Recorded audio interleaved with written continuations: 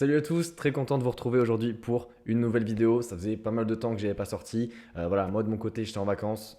Rassurez-vous, j'ai bien profité, j'ai rechargé les batteries, donc on va pouvoir reprendre un rythme qui était très sympa.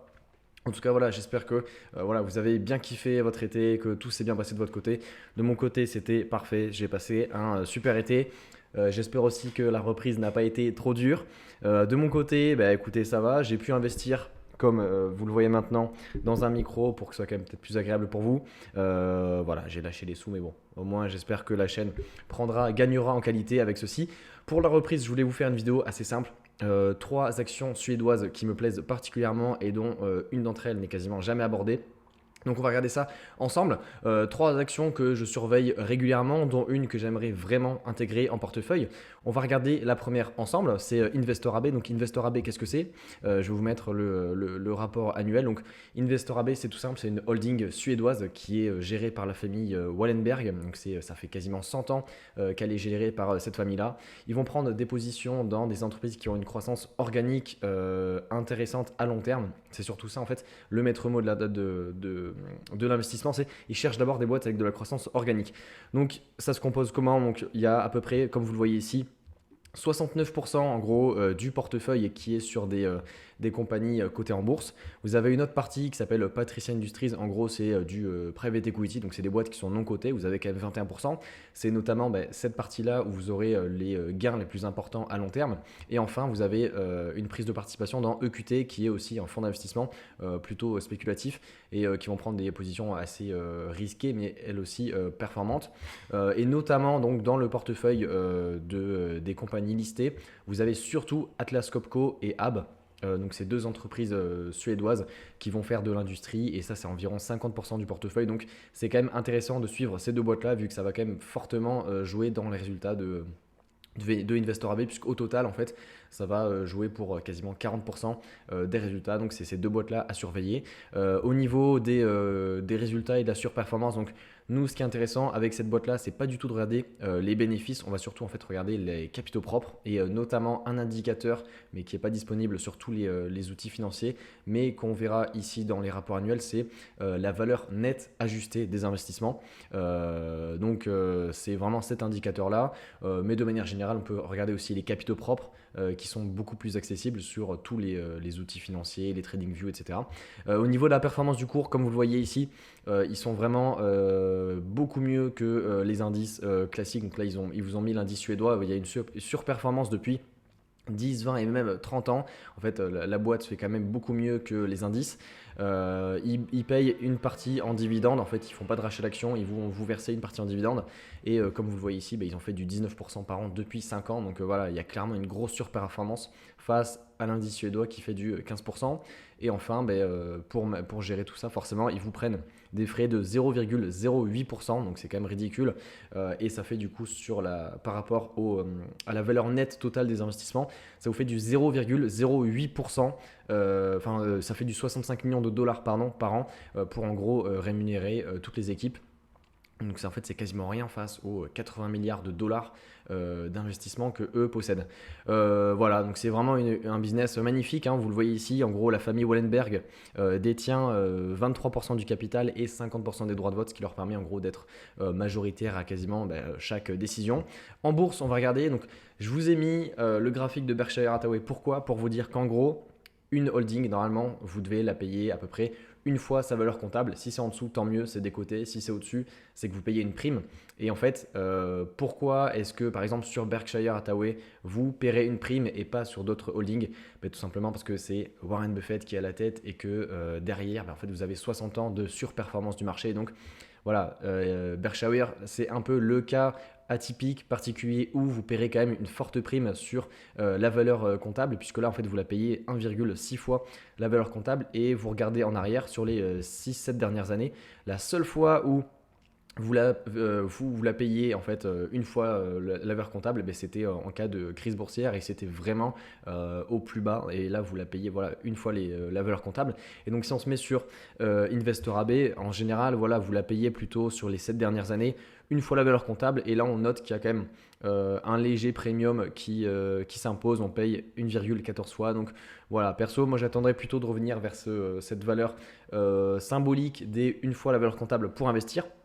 Mais je pense que voilà, vous avez quand même un excellent momentum hein, et une boîte qui est gérée par une famille depuis 100 ans, qui est disciplinée dans ses investissements. Pardon.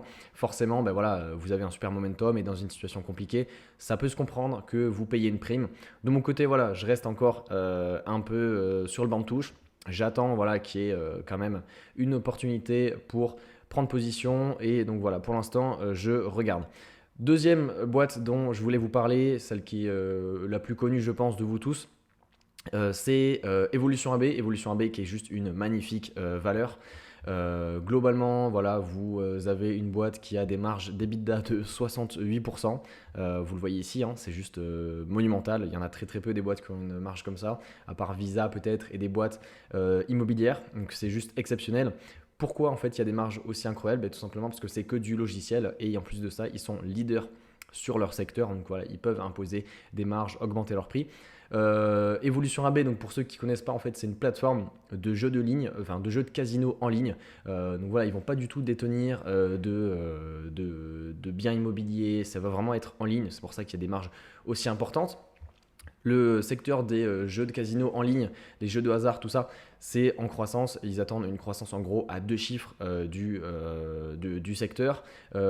Évolution, historiquement, ils ont réussi à grappiller des parts de marché. Donc, je vais vous montrer tout de suite les finances. En fait, ils ont eu des finances juste exceptionnelles. Évolution AB, est-ce qu'on la retrouve? Voilà. Évolution AB, du coup, voilà, je vous la remets. Bon, pour le coup, on va pas du tout regarder la valeur comptable, hein, on va regarder autre chose, soit le PER, soit les free cash flow. Historiquement, du coup, vous avez une boîte qui est juste magnifique hein, en termes de croissance des free cash flow. Vous avez une magnifique exponentielle. On a voilà, historiquement du 50% de croissance, si ce n'est plus. Pareil au niveau du chiffre d'affaires, hein, on a du 50%, mais on voit que ces derniers trimestres, ça a commencé à diminuer. Malgré voilà, toujours des résultats exceptionnels, un bilan qui est juste magnifique. Hein. On voit ici, vous avez une dette nette de 10 milliards face à une market cap de 200 milliards. Donc en gros, voilà, avec votre dette nette, vous avez quasiment une année de free cash flow. En plus de ça, du coup, il vous verse un dividende qui est quand même particulièrement attractif compte tenu de la valorisation, c'est-à-dire que vous avez 3% de rentabilité au niveau du dividende. Et le management, en plus de ça, compte tenu du coup, encore une fois, de la sous-valorisation, ils ont commencé une politique de rachat d'actions, ce qui permet encore une fois de booster la valeur actionnariale. Et vu les niveaux de valorisation, on va regarder ça tout de suite. Ils ont bien fait de le faire. Donc comme on est sur une boîte de logiciels, ça peut être vraiment intéressant de regarder les ratios de capitalisation boursière sur flux de trésorerie libre ou free cash flow, vous appelez ça comme vous voulez.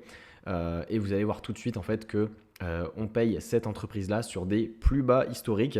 Alors pourquoi en fait est-ce que vous n'avez plus des ratios de valorisation qui sont autour des 50 et qui ont même frôlé les 100? Et bien tout simplement parce qu'en fait la boîte elle est passée d'une croissance de 50 voire 100% à une croissance à 2 chiffres mais qui est quand même beaucoup plus faible, c'est-à-dire en gros entre 10 et 20% et on peut se donner un chiffre de 15%. Donc forcément quand vous passez de 50 à 15% de croissance, même si ça reste exceptionnel, vous avez des ratios de valorisation qui dégonflent. Mais là, on peut clairement dire, on va se mettre une échelle logarithmique, on peut clairement dire que voilà, ces ratios-là, ils sont clairement abusés puisqu'on attend toujours, je vais vous montrer les prévisions des analystes, on s'attend toujours à une croissance à 2 chiffres. On a un bilan qui est juste exceptionnel, on a plus de cash que de dette, on paye actuellement 17 fois les bénéfices, on paye encore moins les flux de trésorerie, on paye 15 fois les flux de trésorerie. Il y a quand même assez peu de stock-based compensation, c'est-à-dire de paiement en actions du top management, c'est-à-dire qu'en gros l'entreprise va diluer, émettre de nouvelles actions pour ensuite payer le top management. Donc ici on en a quand même très peu, donc vous avez des free cash flow qui sont quand même solides. Et encore une fois, donc, au niveau des attentes des analystes, vous avez clairement des analystes qui s'attendent entre du 10 et 15% par an, le tout avec une certitude quand même assez folle, puisqu'encore une fois, c'est un leader et c'est un secteur en forte croissance. Concernant ces avantages concurrentiels, en fait, ils sont leaders et maintenant, elle veut Concernant en fait ces avantages concurrentiels, encore une fois, vous avez premièrement de l'actif intangible, c'est-à-dire qu'elle détient les jeux les plus en vogue du moment, les jeux les plus reconnus. Et ensuite de ça, c'est la boîte qui a la plus grosse position, qui a la plus grosse capacité financière. Et par exemple, pour se développer sur le marché nord-américain, qui est un énorme vecteur de croissance future, il y a énormément de régulation et les États-Unis, en gros, imposent que l'entreprise ait des studios dans chaque état dans lequel elle veut implémenter son jeu. Et donc forcément, quand vous êtes un tout petit acteur qui réalise peut-être, je sais pas, 5, 10, 15 millions d'euros, vous n'allez pas pouvoir créer des studios, construire des studios dans chaque état aux États-Unis. Et donc eux, ils ont cette capacité-là et donc ils seront les premiers en tout cas à s'implémenter aux États-Unis pour pouvoir... et donc eux, c'est sûr, ils seront les premiers à s'implémenter aux États-Unis et ensuite gagner des parts de marché dans ce secteur-là. Donc en misant sur Evolution AB, vous misez sur une boîte qui est absolument pas attrayante au niveau du marché. Vous la payez sur des plus bas historiques. Vous voyez d'ailleurs qu'on a quand même ici des beaux niveaux de support. Donc ça risque peut-être de rebondir. L'avenir nous le dira. Mais voilà, vous avez une boîte qui est sous-valorisée, tout simplement parce que le marché en fait s'attendait à une croissance de 50%. Et là, on passe à des niveaux qui sont quand même beaucoup plus raisonnables puisque Evolution AB maintenant a une énorme part de marché. Et quand vous atteignez 70-80% de part de marché, ça devient compliqué de croître à des niveaux bien au-delà du marché, du rythme du marché. Donc ça, c'était la deuxième action, Evolution AB, qui est juste magnifique. Et on va passer sur la troisième action, qui est quand même beaucoup moins connue. Je ne pense pas qu'il y en ait beaucoup qui la connaissent ici, mais ça reste encore une fois juste magnifique. Elle s'appelle Indutrade AB. Indutrade AB qui est en gros une boîte qui va faire des acquisitions. Leur but à eux, c'est d'acquérir, encore une fois, un peu comme Investor AB, des boîtes qui ont un potentiel de croissance organique intéressant à long terme, qui ont une structure décentralisée et qui ont un management efficace. Eux vont aussi promulguer des conseils, aider ces entreprises-là à se développer, que ce soit d'un point de vue social ou économique ou même financier. Ils vont racheter des entreprises et ensuite les aider à se développer. Historiquement, ça a extrêmement bien marché puisque vous voyez en fait en l'espace de 9 ans, vous avez un bénéfice par action qui est passé de 2 couronnes suédoises à 8 couronnes suédoises par action, donc en gros 1 x 4. Le dividende lui aussi a bien progressé pour rémunérer les actionnaires et en plus de ça, au niveau du cours de bourse, vous avez une entreprise qui a complètement éclaté son indice de référence, c'est-à-dire l'indice suédois. Donc historiquement, ça a très très bien marché.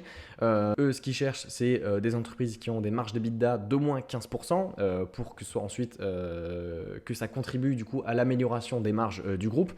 Une croissance organique à long terme et enfin une culture d'entreprise exceptionnelle avec notamment des business décentralisés puisque si sur le court terme, ça peut impacter les marges, à long terme, c'est ce qui en général marche le mieux. Eux aussi, du coup, Indutrade fonctionne avec des unités de business, les business units, une formule qui est très décentralisée et qui est beaucoup plus attractive pour faire des rachats d'entreprises, des acquisitions. Au niveau du business, de la segmentation des activités, vous voyez qu'ils font environ pas mal de sous en Suède, mais que c'est quand même... au niveau du coup des acquisitions et du business, vous voyez qu'ils sont quand même très européanisés. Voilà, ils font des sous en Suède, au Benelux, en Irlande, un peu partout en Europe. Ça, c'est intéressant pour la diversification, pour ceux qui veulent rester exposés à l'Europe. Mais il y a une très légère diversification aussi en Amérique du Nord et en Asie. Mais en tout cas, voilà, ça reste un business quand même très très européen. Et ils sont surtout du coup dans des métiers d'avenir forcément puisque eux ils cherchent quoi? Ils cherchent de la croissance organique à long terme, donc ça va surtout être des secteurs technologiques, de santé et d'industrie avec un côté un peu tech pour aller chercher encore une fois cette croissance organique. Voilà, ils vous le disent juste ici, donc ils sont dans l'industrie, dans les infrastructures, la science, tout ce qui va être énergie renouvelable, les déchets et ensuite forcément la technologie puisque c'est là que vous avez le plus d'innovation et donc de croissance. Voilà, on a fait le tour à peu près rapidement. Donc voilà, c'est vraiment un business qui est très très bien géré. Vous avez un management qui est intègre et qui est également investi dans l'entreprise. Et enfin, donc niveau valorisation, qu'est-ce que ça donne? On va regarder aussi un peu les chiffres. Qu'est-ce que ça donne au niveau des finances? Indutrade AB, voilà, parfait, elle est juste ici. Donc voilà, pareil, en fait, au niveau du chiffre d'affaires et des free cash flow, vous avez des free cash flow qui sont quand même en forte croissance, qui sont forcément plus instables qu'une boîte dans les logiciels, comme on l'a vu avec Evolution AB. Mais voilà, on a fait globalement du x3 en fait en l'espace de 7 ans.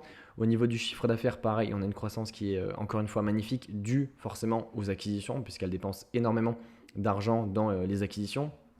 Pareil au niveau du bénéfice, on a un bénéfice qui a quasiment fait x3 aussi en l'espace de 7 ans. Au niveau du bilan, forcément, ils vont avoir un bilan plus lourd que les boîtes qu'on a vues auparavant, vu qu'il va y avoir quand même pas mal d'acquisitions. Le but, c'est d'avoir un bilan quand même soutenu pour pouvoir faire de plus en plus d'acquisitions. Donc là, au niveau des ratios d'endettement, on a 9 milliards de dettes nettes. Sur un EBITDA qui est de 5,5 milliards. Donc voilà, on est quand même en dessous de 2 fois l'EBITDA face à l'endettement net. Donc ça reste quand même très très maîtrisé pour une boîte qui fait des acquisitions. Donc au niveau de la croissance, il n'y a pas de souci, on est sur une boîte qui est quand même très très dynamique. Et enfin, au niveau de l'allocation du capital, ils vous versent environ 40% du free cash flow en dividende. Et le reste, en fait, ils balancent tout en fait, en acquisition d'entreprise pour soutenir la croissance à long terme. Et enfin, donc, au niveau des ratios de valorisation, alors je pense que le mieux, ça reste de prendre les bénéfices qui seront, à mon avis, beaucoup plus stables que les free cash flow. Mais même voilà, au niveau des free cash flow, ben forcément, cette qualité-là, elle se ressent. Vous payez quand même 30 fois les free cash flow. Historiquement, ben, vous n'êtes pas forcément très cher.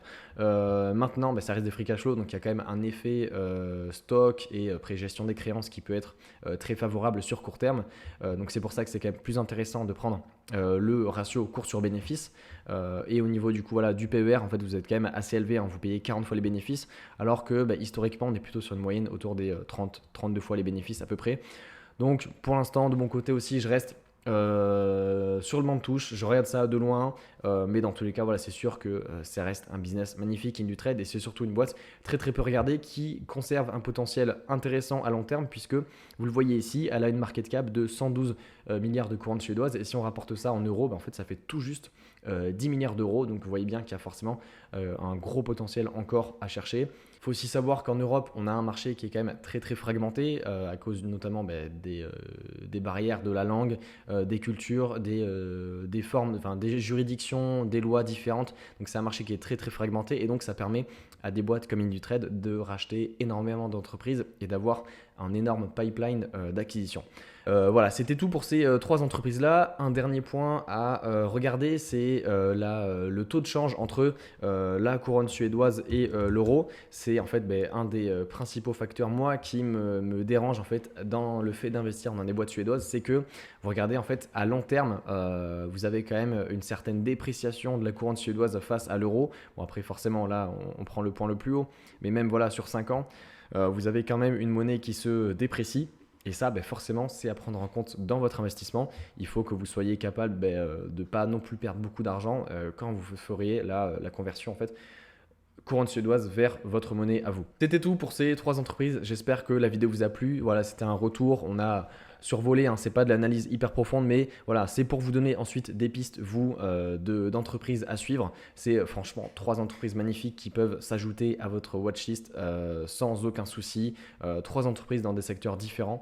Voilà, c'est 3 boîtes magnifiques. Si la vidéo vous a plu, n'hésitez pas à lâcher un pouce bleu ou un commentaire. J'y répondrai avec plaisir.